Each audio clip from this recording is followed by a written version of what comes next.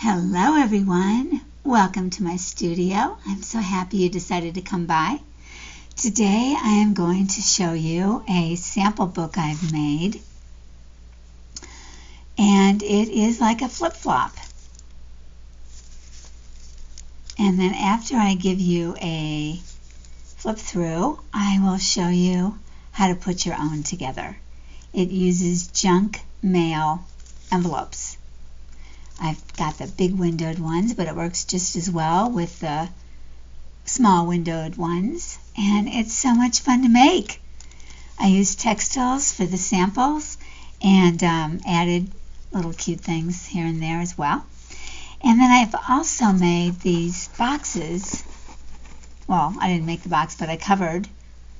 And I used the Papercameo kit called the Patchwork Papers, and I just had so much fun cutting them up, piecing them into individual pieces that would fit on the box.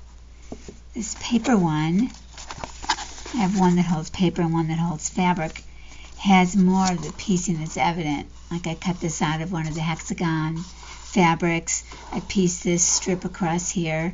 These are cut out of circles that were much bigger and more decorative. And then the bottom piece was whole. And this is another hexagram or the center of something that I put inside the outer circle that went around this. So it was a lot of fussy cutting. These are diamond shapes that I laid out in a pattern that if you're a quilter you'll know. I forget what the pattern was called, but sometimes it's just half like this, and then the rest of it would be all the same color fabric, so this stands out, and other times it goes around, I think. And then this is one of the papers in the kit, as is that, and this, and this. Love that color blue. So these were great fun to make, and the Patchwork kit has a lot of opportunity to make all kinds of things. They're not just in browns. They're, as you can see, all kinds of colors. So you might check that out if you get that kit. It's fun. And then the front and the front of this side also are made from the Papercameo's Patchwork kit. And I obviously cut little pieces out and laid them around to form what I thought would be a pretty frame. And this inside part is also cut out from the papers. Same thing with here. And I added a diamond here, and I added a circle here. So it was a lot of fussy cutting. This took me a long time. The inside was a piece of cake, but let's take a look at that because it is cute. And I just use, simple paper. Okay, wait, yeah. All right, so is that close enough? Yeah, I think that'll do. So this is one of the other papers, and I cut this out of another kit. And then I just took various beige colored papers and cut them down so that they were, so that they would fit. Couldn't be any bigger than this. And I thought this fabric went really well with this cover. I thought it had the same feeling with these intricate little backgrounds that you see in here and in this one, and the intricacy around this. I love that. This really is what fabric looks like. These are very realistic. I know she used fabric to make these kits. So I cut out fabrics that I felt went with it, and then put these cute little tabs that would be on fabric. Various people sell them. I don't remember which one comes from where. You can find them. Just put haberdashery into Etsy. This is a piece of linen. I did a lot of stapling so that I could use my rusted staples. I get these from Rust Paper Scissors on Etsy. And again, another cute little tab. I also use papers. If you saw a while ago, I showed you a real quick way to make papers with coffee dye, just leaving them in a pan overnight and then laying it outside in the sun in a bunch. They're all clumped together so that when it dried, it had quite a variety of patterns that I didn't have to do anything to get there. Call it the lazy man's coffee dye. So yeah, and this is kind of a thicker paper. This is more of a, it's not made for the printer, it's made for mixed media, and so they're nice and heavy duty. This is more fabrics, and I liked using the font papers because to me this looks like in sample books I would always have writing around the fabric, so I chose fonted papers and then glued the fabrics into areas so that fonts that look like they might be describing the fabric would be around it.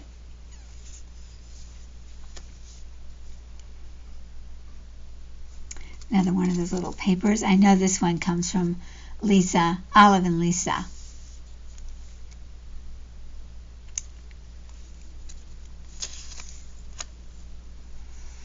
This is a piece of 1880s fabric. 1875 is when this coloring came in.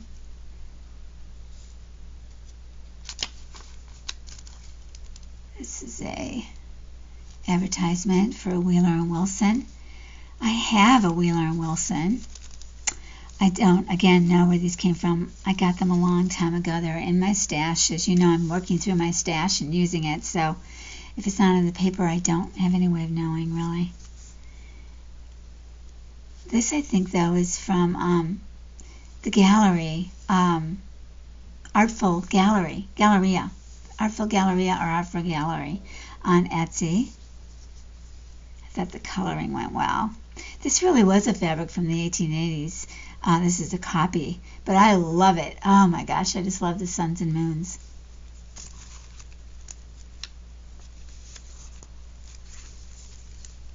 More fabric.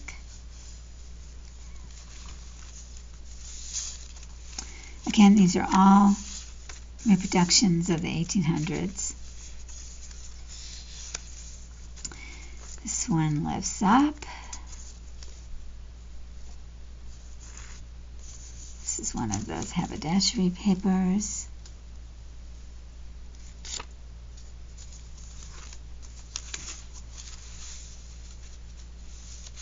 This is a background from Graphics Fairy.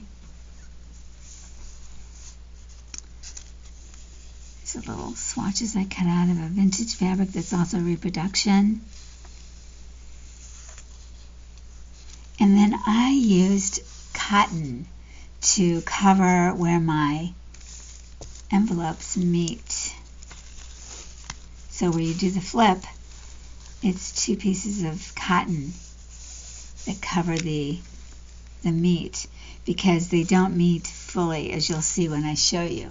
So there's a lump and a bump. So I thought fabric was the best way around that. So then you would go to the other side,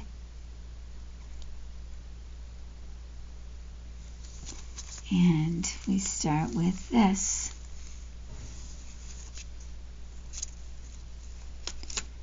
I ended up putting some laces on this side because this piece of digital says millinery something dress something and laces, so I thought, okay. And this flips up for a secret writing place under here, or a little note you can tuck in. And this is early 1800s repo. This is 1875. Another one of those little stickers.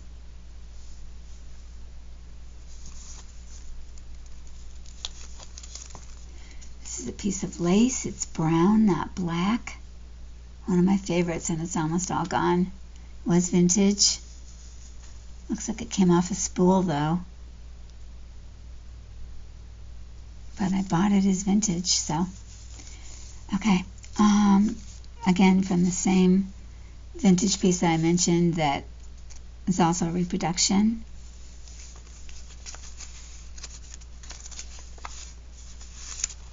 This is a printed lace, and I laid it on top of one of the squares from the Paper Cameo's background kit. I liked this surrounding it, and I love this paper wherever I got it. Not sure, a million different kits have it. This is a vintage piece of textile.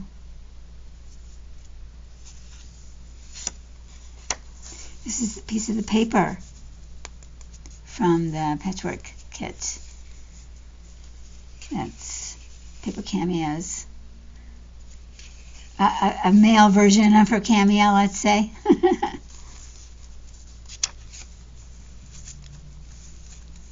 This flips up.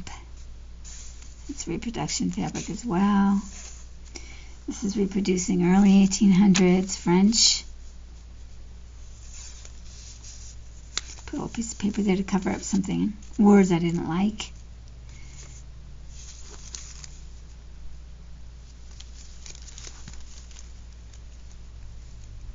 More squares from that vintage reproduction fabric. And just cut out a little selvage from something else. I love the coloring on this. It's very realistic. Hope the camera picks it up. Nothing's been dyed. I did not distress anything.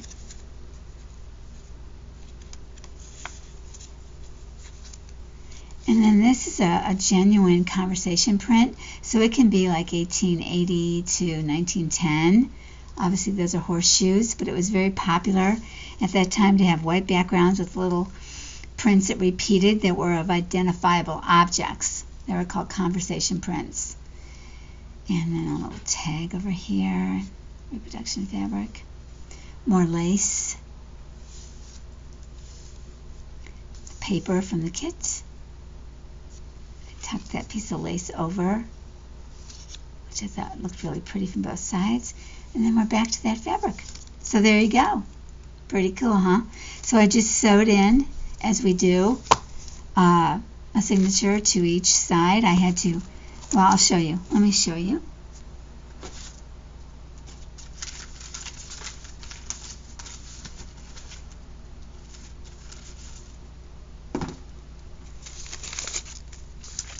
Okay, so these are the two envelopes I chose to use, and I had to turn them upside down in order to bend this over.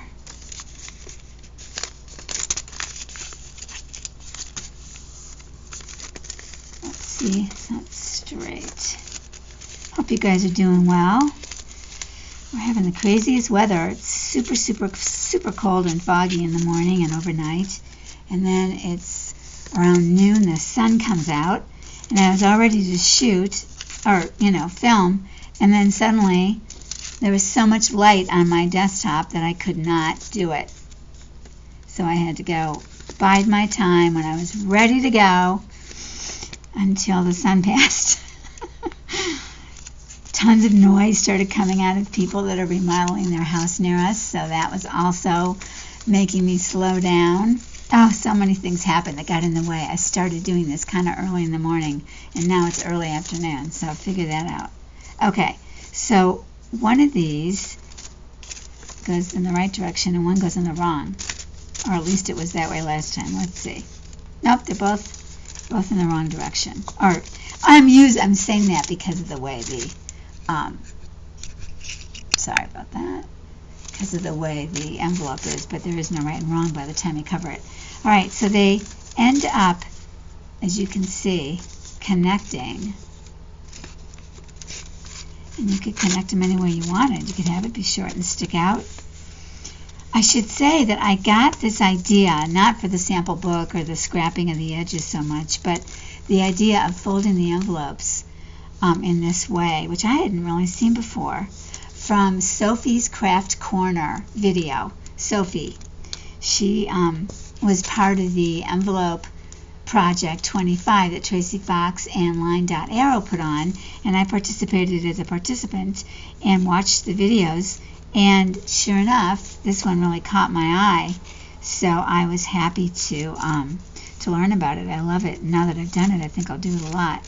Now you have to make sure that they are same size or close, and this one needs a little adjustment.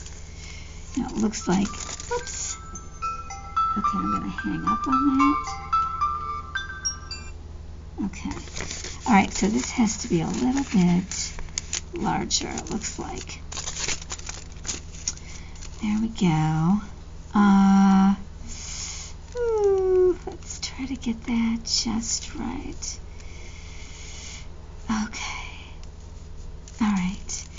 So those of you on break or just getting off break, I hope you had a nice time during your vacation or visitors or whatever you did over the holiday. Our time has been well spent. Okay, here we go. All right, so back to,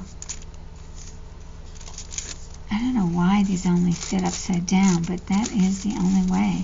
Let's see. Well, yeah, because then it opens from the left. So to get it to open from the right, that's what you got to do. So then I put the fabric, I glued it, and then I laid the fabric on and glued that down. So that would be my suggestion, is that you use fabric, because if you use a paper, there's going to be a dip where these connect. And if you use a thinner paper, it's still going to be a dip. By the time it gets glued, it's going to show. And then I cut my pieces in various sizes to go inside. I think the variety is something we all enjoy. And you could choose to have yours, stick outside of the edges. But I spent so much time doing this that I honestly did not want to really detract from it. I wanted it to show itself. So you could use the papers that come in the patchwork kit to decorate the outside. They would certainly lend themselves beautifully. You just rip. You know how it goes. There's laces that were in the kit, or another one of her kits. Oh, this is in the background kit, or I used it in the from the background kit, yeah. So there's all kinds of ways you can do it if you don't have fabric. Easy peasy. And then if you do have fabric, like this is a real piece of a quilt block. Same thing, only you cut it. You cut it with a scissor. I fold it where I want it, and then it leaves a nice crease, and then I cut along that crease. So it's not difficult to do. It's really easy. And then the thing you want to do is make a binding, a spine on each side.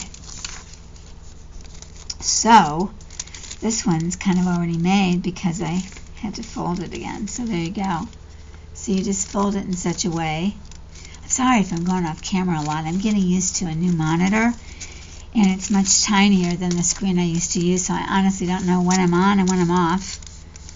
It's a tablet, and I always had a large laptop, but it's new, and I think it'll allow me to edit and do some other things that I've been wanting to do and haven't done. Okay, so now to match this with this, I have to go up higher and then bend this over. So then I would just take a ruler.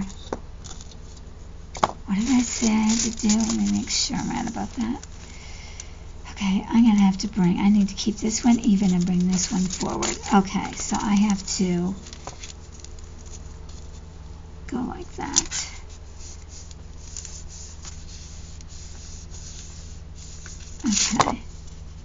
Okay, so you bend it forward to bend it back. It's crazy. It's hard to see.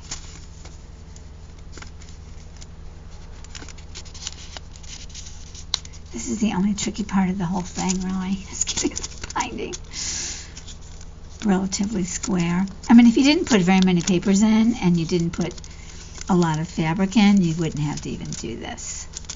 But I wanted it to look like it was, I wanted to use fabric. I have a lot of fabric to use. Okay, there you go. So they're about even. Good enough. They don't have to be perfect, believe me. It doesn't matter. But just make sure that you really have it set so that... And what I did was I made my fronts first, and then I sewed in my signatures, empty. I'm strengthening the spine. so that the shape will be held when I decorate the front. If I lose the shape, it's going to be more difficult. Okay. Okay. All right. So I worked on one at a time, and then I glued these two together in just the right spot with the spine intact. And then after I glued it, then I cut the fabric and put it over. So now you have the piece. Then I sewed my signatures.